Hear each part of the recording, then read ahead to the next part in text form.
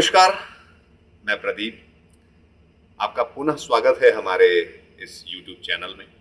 कहते हैं मित्रों कि जब जागो तभी सवेरा। पर विचारणीय बात यह है कि हम जागेंगे कब, कौन कब जागेगा और जागने पर क्या क्या हो सकता है, कैसे कैसे चमत्कार जागने पे हुए हैं। आइए चलिए कुछ इतिहास के पन्नों में, कुछ पुराणों के पन्नों में हम इन बातों का अवलोकन करते हैं। कहते हैं कि एक कहानी आती है, वो कहानी है एक खूंखार डाकू की। वो डाकू आगे चलकर वाल्मीकि बना।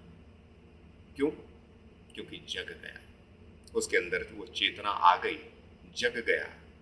मरा मरा से राम राम कहते कहते राम पर केंद्रित, राम पर आश्रित, राम के शरणागति हो गया और वो ऋषि ब्रह्मर्षि और वाल्मीकि बन गए।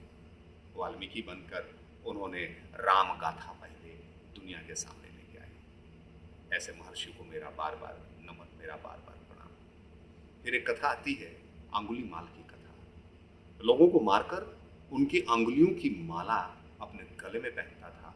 ऐसे उसके शौक रहे, ऐसी उसकी सोच रही। बुद्ध ने कहा कि यदि मैंने जीवन में कुछ जब तक साधना की है तो हाँ, राजा हमारे शिष्य हैं, प्रसेनजीत के राज्य में ऐसा आतंक था, तो वो उस जंगल में गए। उनको भी उसने कहा ठहर जा ए सन्यासी, ठहर जा। एक बार दो बार उसने बोला। वो तो ठहर गए। सामने आया विकराल स्वरूप लिए अंगुलीमाल। वृद्ध ने उसकी आंखों में आंखें डालकर प्रथम और अंतिम वाक्य बोले, मैं तो ठहर गया, मैं तो ठहर गया, तुम कब ठहरोगे? अंगुलीमाल, मैंने अपने जीवन के विषय में बड़ी दूरदर्शिता से विचार किया। मैंने पाया कि जीवन दुख है, दुख के जो कारण हैं उन पर मैंने विचार किया, उस पर, उसके निवारण पर विचार किया और मैं दुख से निवृत्त होकर मैं ठहर गया हूँ। आज मैं ऐसी अवस्था में हूँ, ऐसे आनंद में हूँ, ऐसे परमानंद में हूँ कि मुझे अब और कहीं ठहरने और कहीं जाने की आवश्यकता नहीं है। लेकिन हे अंगुलीमाल, तुम कब ठहरोगे?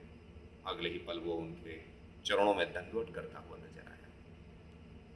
ऐसे न जाने कितनी कथाएं हैं हमारे पुराणों में। भारत की संस्कृति को मैं बारंबार प्रणाम करता हूँ। ये ऐसी संस्कृति है जहाँ कथा, कहानी और किस्सों के माध्यम से आपके अंदर वो सारे गुण स्थापित करने का प्रयास किया जाता रहा है, आदिकाल अनादिकाल से। बस हमको करना क्या है? हमको जुड़े रहना है अपनी संस्कृति के साथ, अपनी सनातन धारा के साथ, और ये हमको उसी दिशा में ले जाएगी। ये हमको उसी दिशा में ले जाएगी जिस दिशा में मर्यादा पुरुषोत्तम राम गए और वनवासी राम से मर्यादा पुरुषोत्तम राम हो गए। जिस दिशा में दशरथ नंदन राम गए और वो वनवासी राम से मर्यादा पुरुषोत्तम राम भगवान राम हो गए। जिस दिशा में गौतम गए और वो तथागत बुद्ध हो गए। जिस दिशा में कृष्ण गए वो ग्वाला, नटखट नागर, फिर राजससैया, रणछोड़ और उसके बाद योगेश्वर कृष्ण हो गए। जिस दिशा में हमारे महावीर गए और वो 24वें तीर्थंकर के रूप में स्थापित हो गए। बहुत सारे ऋषि, मनीषी, बहुत सारे लोग इस दिशा में गए और उन्होंने अपने जीवन के सर्वोच्च को प्राप्त किया। ऐसे ही एक महान विभूति रहे एपीजे अब्दुल कलाम आजाद। इस सनातनी धारा में वो जब आगे जाते हैं तो वो भारत के लिए कितनी बड़ी महान विभूति, मिसाइल मैन बनते हैं।